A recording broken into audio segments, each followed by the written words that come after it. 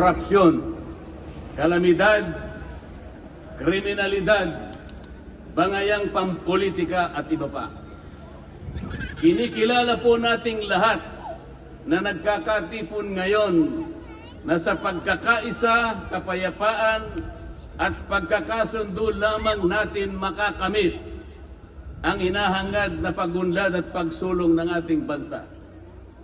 Sa bahagi po naman ng kapatid na Romel Topacio, tinindigan ang pagtitipong ito ng Iglesia ni Cristo ay konkretong kahayagan ng suporta sa naunang pahayag ng Pangulong Bongbong Marcos na hindi sasang-ayon sa isinusulong na impeachment laban kay Vice President Sara Duterte. Kinatigan din po ng Iglesia ni Cristo ang posisyon ng Pangulo na ang impeachment ay hindi makapagdudulot ng kabutihan sa buhay ng kahit isang Pilipino. Hindi lamang ito pag-aksaya sa oras ng pamahalaan, kundi makakahadlang din sa pagre-resolba sa marami at pangunahing problema ng bansa. Mataas na presyo ng bilihin, mababang kalidad ng edukasyon, infrastruktura, serbisyong pangmedikal, kriminalidad, seguridad at iba pa. Higit sa lahat, ang pagsusulong ng impeachment ay mauuwi lamang sa pagtatalo-talo at pagkakampi-kampi, hindi lamang ng mga mamamayan, kundi pati na rin ng mga opisyalis ng gobyerno. Ipinaalala rin na kapag nagtatalo-talo ang mga nasa pamahalaan, apektado ang taong bayan, at kapag magulo ang bansa, ang mga tao ang kawawa.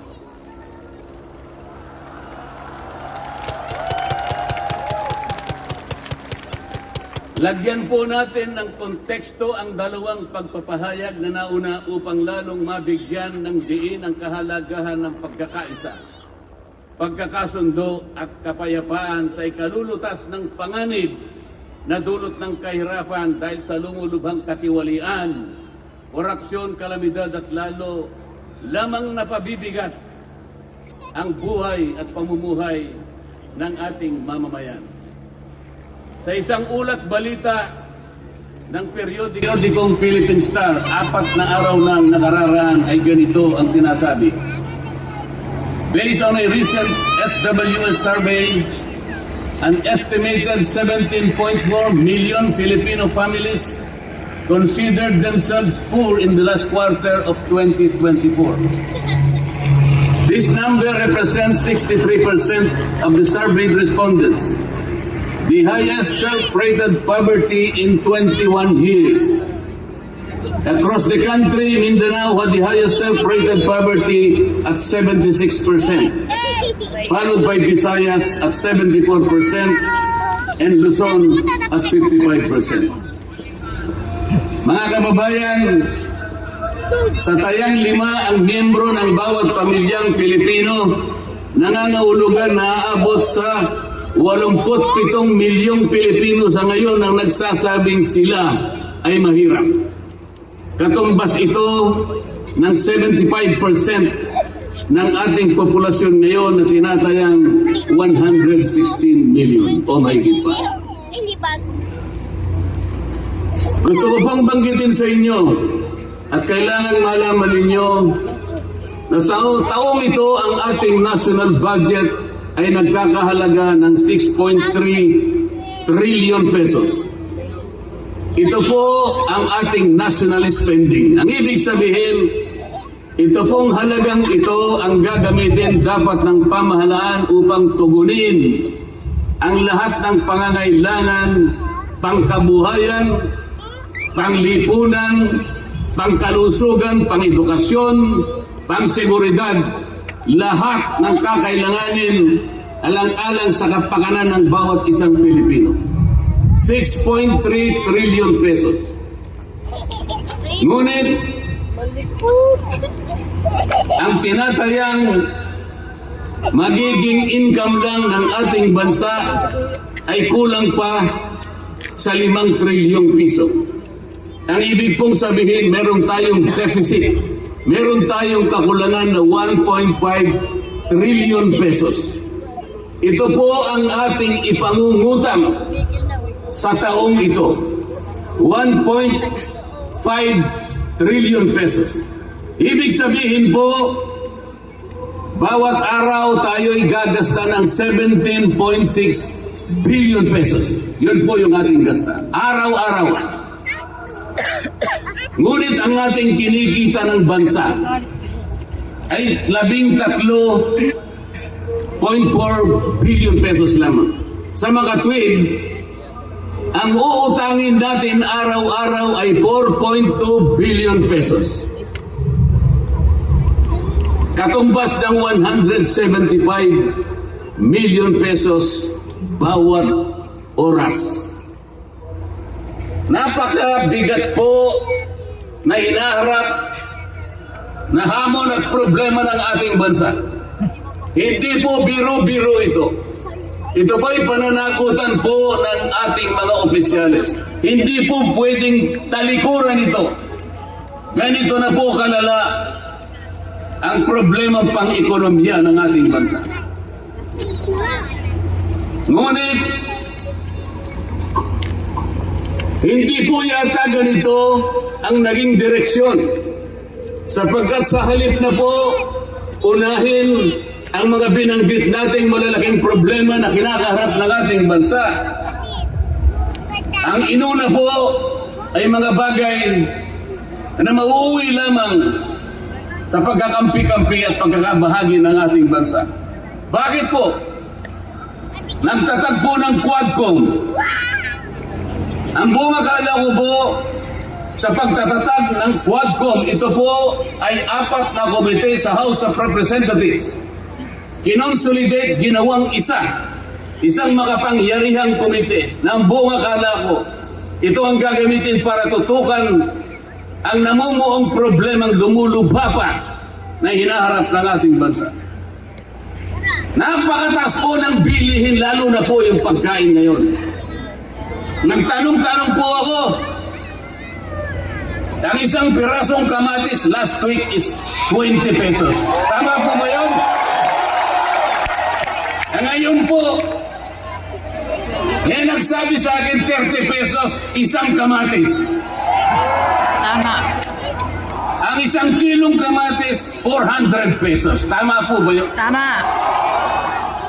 Ang isang piraso ng siling pangsigang ay 10 piso. Yun po yung sinabi sa akin. Tama po yun? 600 pesos per kilo. Yun pong bell pepper. Dalawang kulay po yata yung bell pepper. Isang verde, isang pula. 45 pesos ang isang piraso. 1,000 pesos ang isang kilo. Bakit hindi po ito yung unang harapin natin? Napakalala po ng presyo ng kuryente sa ating bansa.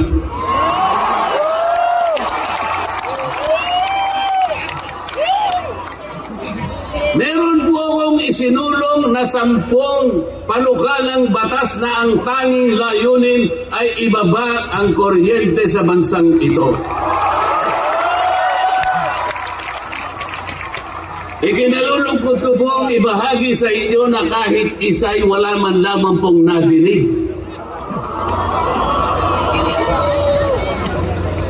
Ano po yung dininig pinatawag ng dating Pangulong Duterte, pinatawag ng Quadcom? At ang ginamit na pamamaraan ay yung isinasaad sa saligang batas, Inquiry in Aid of Legislation. Natupad po ba yung Inquiry in Aid of Legislation? Paano po in aid of legislation kung ang tatawagan nilang resource persons para humarap sa paglilitis na yon ay puro kalaban ng dating Pangulo? Alam po ninyo lahat yon. Pinagtatanong nila yung Pangulo base doon sa mga sinumpaang salaysay at affidavit nung kanyang mga inusig nung kanyang panahon sa war on drugs. Hindi naman ipinatawag ang mga taong maaring makapagbigay sa kanya ng tulong upang ipaliwanag ang war on drugs. Hindi ipinatawag ang mga Solicitor General sa kanyang panahon. Hindi ipinatawag ang mga Chief PNP upang magpaliwanag kung ano ang war on drugs. Puro kalaban ng dating Pangulo. Yung mga abogadong kasama niya para magtanggol sa kanya, hindi pwedeng magsalita. Sapagkat ang tuntunin sa mga komite, ikaw ay papayagan lamang para payuhan mo ang kliyente mo sa kanyang karapatan. Ngunit paano mangyayari na ang kliyente nila ay papayuhan sa kanyang karapatan kung bubulungan lang siya, ay makikita siya ng isang chairman doon. Attorney, huwag mong bubulungan yan. Iko-contempt kita. Kalokohan. Nasaan na po yung sinabi sa saligang batas na lahat ng inuusig ay meron siyang karapatan sa abogado? The right to counsel. Wala na po. The right to confront your accusers. Wala po mga accuser doon. Ang ginagamit po ay mga sinumpaang salaysay, hindi man lang in-authenticate, ipinalagay na totoo lahat ang nakasaad ng mga aligasyon. Anong gagawin ng isang tao sa harap ng ganito na walang rule of law at walang due process? Si Congressman Ito po ang pinag-umpisahan ng kaguluhan at pagkakahati-hati.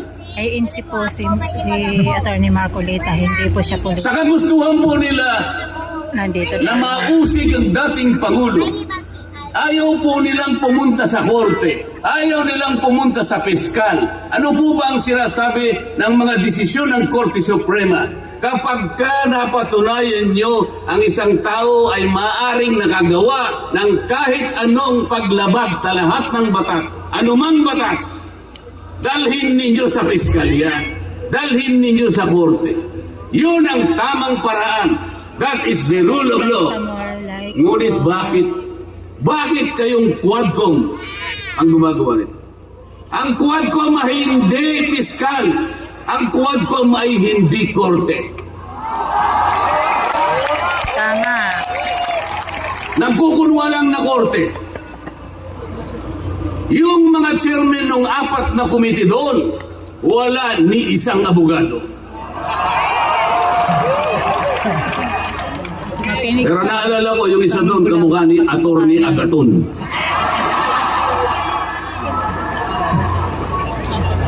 So sa halip na ang unahin ay yung kapakanan ng mamamayan, sa harap at liwanag ng napakaraming nakabantang panganib sa atin, sa ekonomiya, panglipunan, pangsiguridad, korupsyon, katiwalian, bakit ang inuuna ay usigin ng isang tao na hindi naman ipadadaan sa tamang proseso ng batas?